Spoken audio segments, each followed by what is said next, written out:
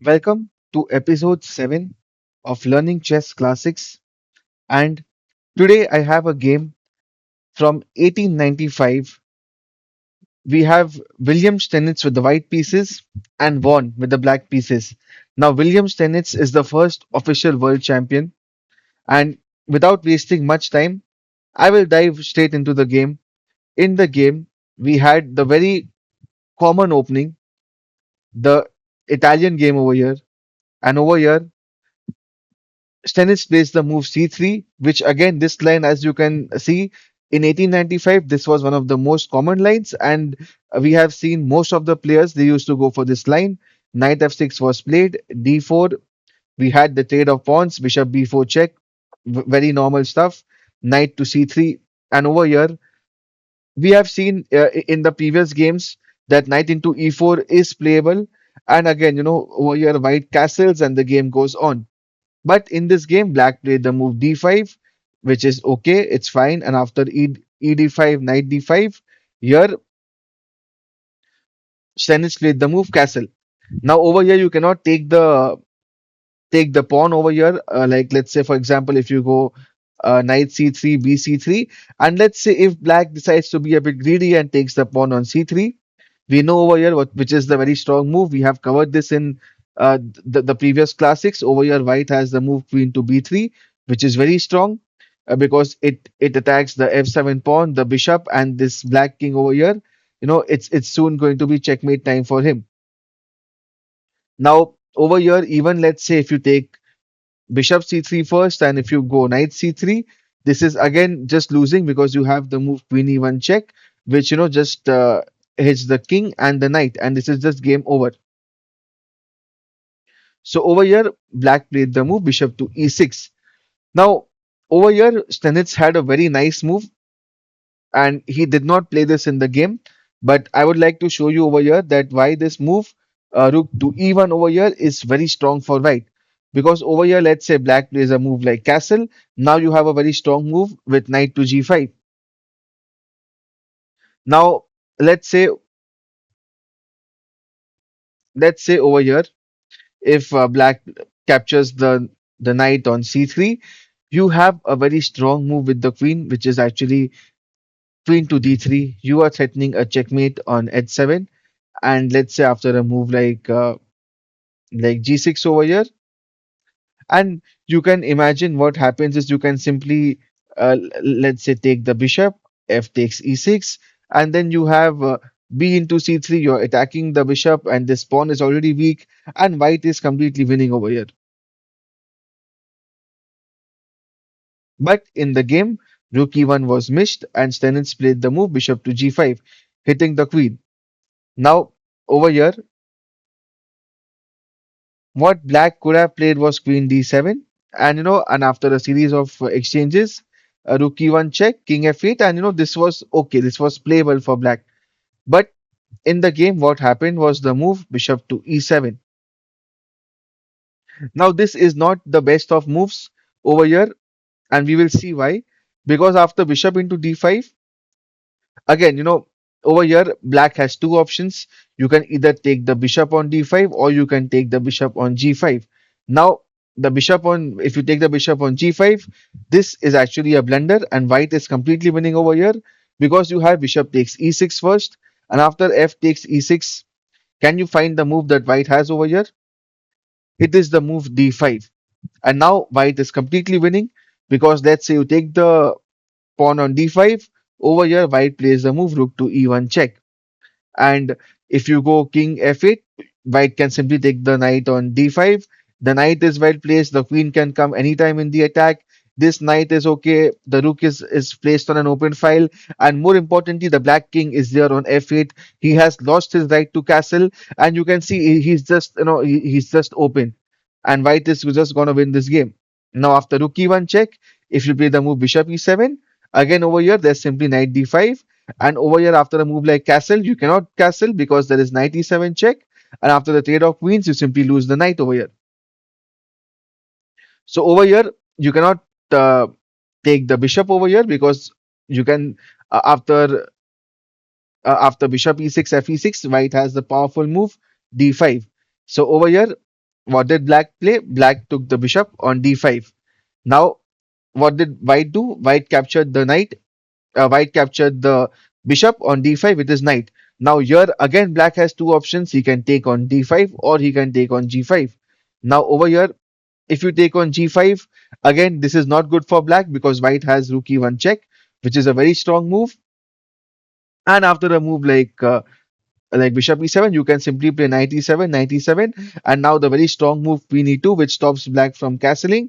And you see the white pieces are very active. This queen will always be on d8 defending the knight. You cannot move this knight, and white is very comfortable over here. So over here in the game, queen takes d5 was played. However, we will see something very similar in the game that will happen because in this position, white took the bishop on e7. After knight e7, there is rook e1. And black is unable to castle here because this knight is pinned, and if you move the king, you simply lose the knight. So over here, black could have gone queen d7, but white would have played queen e2, and we ultimately have the same position on the board where the white pieces are super active. This rook will come to c1, and white is simply better over here. In the game, what was played was the move f6. Now over here, queen e2 was played. Black played queen d7. Now again, we see that this is again, the similar kind of positions are coming up, and white is definitely slightly better. Rook c1 was played. Rook a2 c1. Putting the rook again on an open file. And over here, there was only one good move for black, which was the move king f7. And uh, black was still in the game. Black could have again developed his rooks on e8 and d8 respectively, and black was doing fine. And over here, let's say, if white plays something like knight d2, rook d8, and knight e4, and the game just continues because black has this very solid move knight to d5 over here. And over here, again, a move like after king f7, a move like queen to c4 does not work because I mean, over here, a move like queen to c4 check does not work because white has the very solid move, knight to d5, which is not only protecting the c7 pawn, but the knight in the center is very strongly placed. And white has an isolated pawn here with no pawn on c and e file to get rid of this knight on d5. So black is doing absolutely fine over here. But in the game, what was played was the move c6. And this is a blunder. Now, I would request you to pause the video and try to find the move that white played in this position. Over here, white played a beautiful move, a subtle move, a pawn sacrifice, d5. Now, you cannot take with the queen, of course, because you have a mate in one hanging. So, what black played was the move c takes d5. Now, what was the purpose of giving up this pawn? Now white gets his knight into the game, knight to d4, with the idea of getting the knight to f5. And if you play knight f5, white is simply winning over here because you lose the knight. So there is only one move for black, which is the move king to f7. Now, of course, white plays the move knight e6. He is threatening rook to c7, which is very strong, and there is only one way of defending it.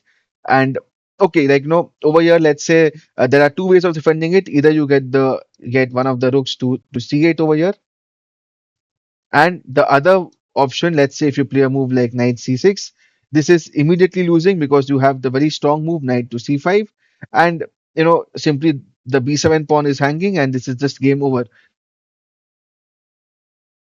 For example, if you play a move like queen d6 over here, you simply have knight b7, and this is going to be game over. So, and if you play a move like queen f5, again, knight b7, and over here, this knight is hanging. You have threats of knight d6, and this is like, a very bad position for black. So, over here, after knight e6, black played the move rook h to c8, a very logical move, trying to prevent rook c7, which is a very lethal attack for white. Now, over here, what does white do?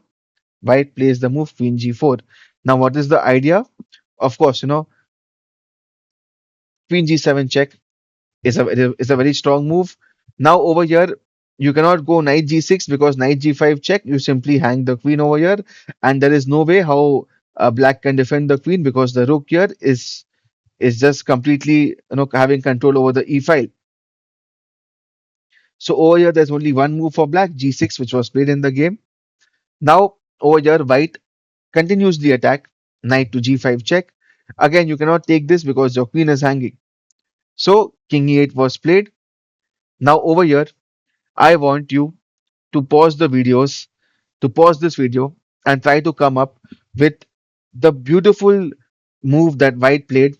And over here, I often call this game as the game of the dancing rook, and you will understand why I call this the crazy rook game. Over here, Stennis played the absolutely stunning move. Rook takes e7 check.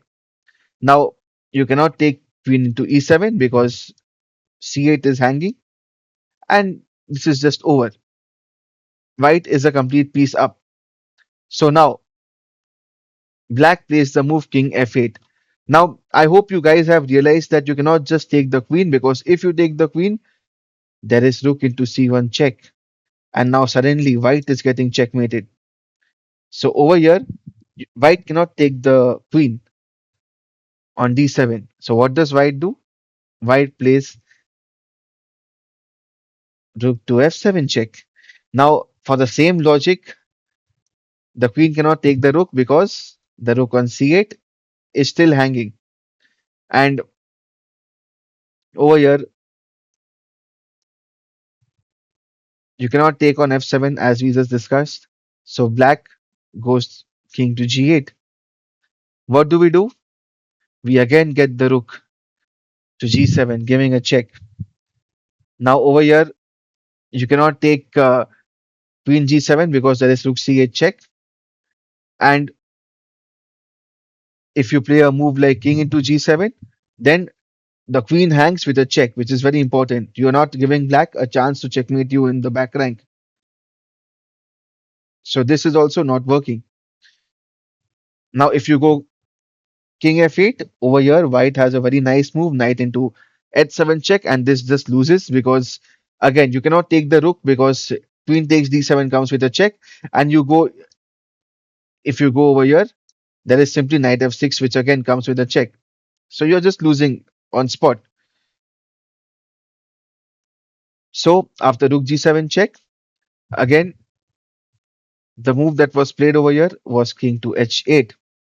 Now, once again, what does our rook do? Our rook takes the h7 pawn with a check. And it was in this position that black resigned. But again, we know that you cannot take it with the queen because there is a series of checks and then you even lose the queen. So what happens if black plays king to g8? Well, there's a very nice sequence over here. We have the move rook g7 check, king to h8, and now we have chopped off this pawn on h7. So that opens up the h file. So what do? Queen to h4 check. Now the king only has one square. You have to capture the rook. And now over here, I am sure you guys must have found the checkmate. Queen to h7 check comes. King f8 is forced. Queen to h8 check. King e7. Queen g7 check. King e8. Queen to g8 check. And guys, all these moves are forced.